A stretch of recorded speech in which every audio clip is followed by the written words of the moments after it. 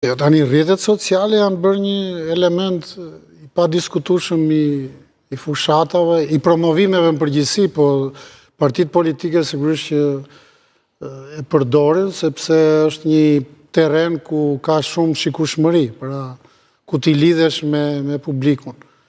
Kështu që këtë nuk e ka bërë vetëm Rama me Bashën, po ta shikosh është duke përdorur gjithandej. Megjithatë unë këtë pjesën e këtij duetit Rama Basha e kam parë më shumë si një lloj, po themi, dëfrimi elektoral, se sa si një gjë, po themi, të domosdoshme, sepse ka brenda jo vetëm aspekte serioze, por edhe ka edhe pak, po themi, batut, që mund merret pak si një lloj dëfrimi elektoral. Po dua të jepni një batut zotit Basha, edhe nga Studio Live. Jo, dhe ajo që bëra unë ishte më shumë në fakt një formë shakaje elektorale. Qofse keni dhe për zotin Rama, s'ka problem. Por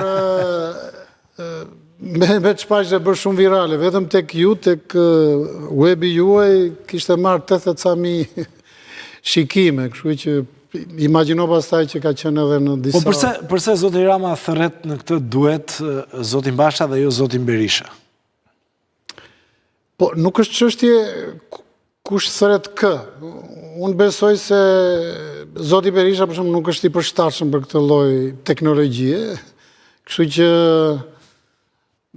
kjo mund të ketë edhe një lloj rastësie, se nuk besoj se ka qenë kaq e kalkuluar, por është parë me sa duket nga palët ose nga individët si një... Duket sikur fillimisht fitoi zoti Rama, por me kalimin e kohës por merr pak terren zoti Basha, apo jo? E konstaton? Nuk e di, unë nuk kam bërë kështu konstatime... U bë virale, shprehjet e tij, orame...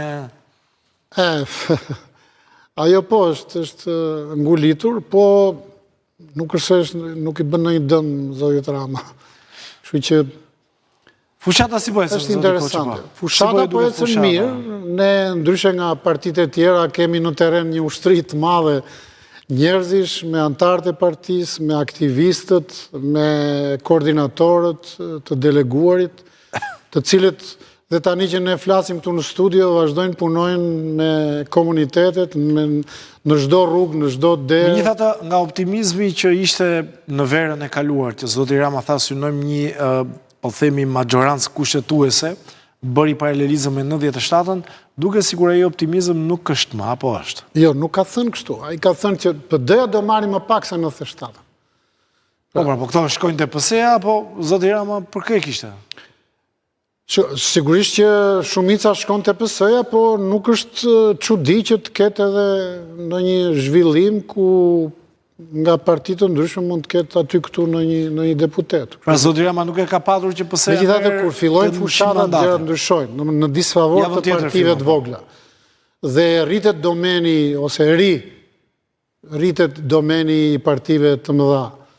Kështu që ne kemi dhe këtë avantazhin që e djatha shumë e coptuar, se sa e majta në këtë fushat, kështu që duke patur edhe parasysh teknologjinë e llogaritjes së mandateve, kjo përbën një lloj, po themi, avantazhi tjetër. Gjithsesi, fushata dhe fitoria nuk është bazuar tek kjo, por është bazuar tek puna. Pra, te arritjet e qeverisjes në këto vite, por edhe tek mënyra si organizohet fushata, tek programi, tek angazhimet, cilat janë nga më të përgjithshmet që lidhen me Shqipërinë dhe sidomos me procesin e integrimit evropian dhe me çështjen e drejtësisë së re, pastaj përkthehet edhe në çështje konkrete që lidhen me komunitetet, të cilët sigurisht që në përgjithësi kanë disa problematika të përbashkëta, por kanë edhe, po themi, gjëra të veçanta. Të përbashkëta duhet fusë disa çështje që lidhen me hipotekat, për shembull, që është një problem më i përgjithshëm. Po pa tjetër pastaj lidhet me aspekte tjera, konkrete që ka çdo bashki ka natyrën e vet.